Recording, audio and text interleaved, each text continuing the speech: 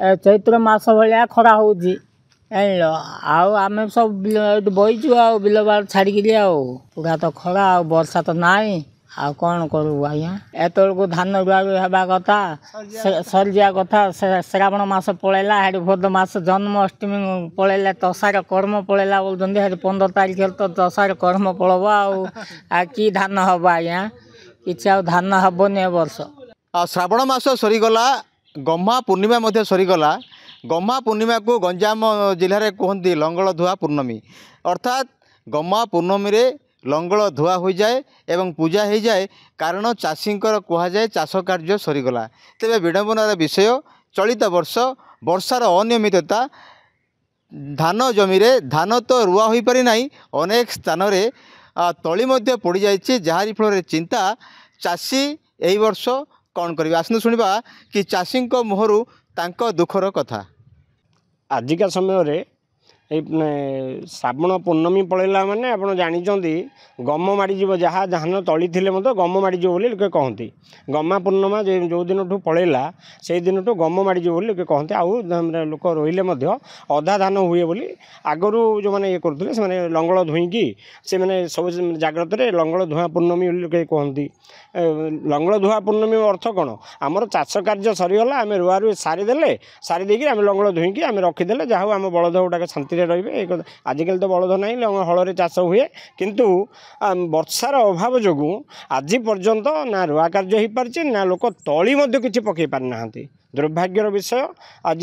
किसी लोक तली पकई मुझे देखिली रास्तार अनेक लोक देखी मोर चाष भाई मैंने मोर पड़िशा घर लोक जन चाषी आज तली पकाला कहली केते दिन ये धान तली पकाच ना 115 दिनिया धान बोले 115 दिनिया धान तली पकेब मसे तली पुणी आउे तुम धान रोइब ना गजा कर पकेबी करी मैंने वर्षा जदि नहला नहले नाई नष्ट हेले आम तो चाष काम चाषी हुड़े वर्षे बणिज हुड़े सीना पालिए यही भाव में सब चाषी तो जहाँ हम चाषी मुंडे पड़े प्रबल खरा खरा तो देखुं वर्षार ये ना गजा पुड़ी है जो तली पकई लोक तली पुड़ी है माने किसी केतले कौटी वर्षुची जो भाया वर्षा होची जमी बतर रोच किंतु यही बिलर जमी पानी से बिल को जाऊना आज्ञा आमर चाषीवासी सब धान तली पड़गला बर्तमान वर्षा नाई बर्तमान आम दिगपहंडी अंचल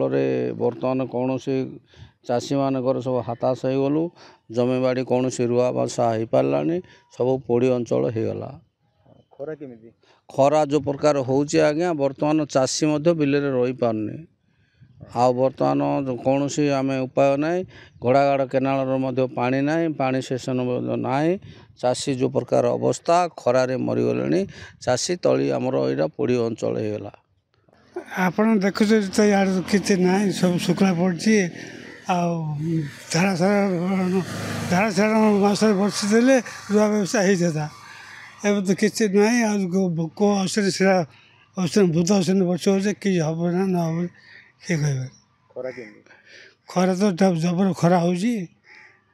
बिल बाट सब सुखी पड़ी तले अधे पड़गलानी तले अधे पड़गलानी खरा कौन वर्ष वर्षा ना ना अधे वर्षा ना वर्ष बिल तो सुखी अच्छी बिल बाड़ सब सुखी अच्छी केनाल तो 16 तारिख पानी छाड़ बोलते 16 तारिख तो पानी छाड़ू ना नाई ना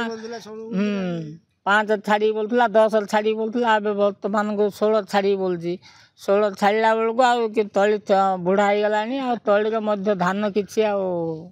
चान्स ना ए वर्ष चाष जो सजा देनी आस वर्षा ना कि केनाल ना डैम रे पानी ना मारी छाड़ी आ गछ छाई खरा तो काटुची गछ छाई बईचु करूँ काम रोजगार ना बिलु भर कहीं वर्षा हेले तो बिलु जीवु पानी हेले तो जदिओ गत किछि दिन धरी ठाए ठाए वर्षा होइछि जहारी फल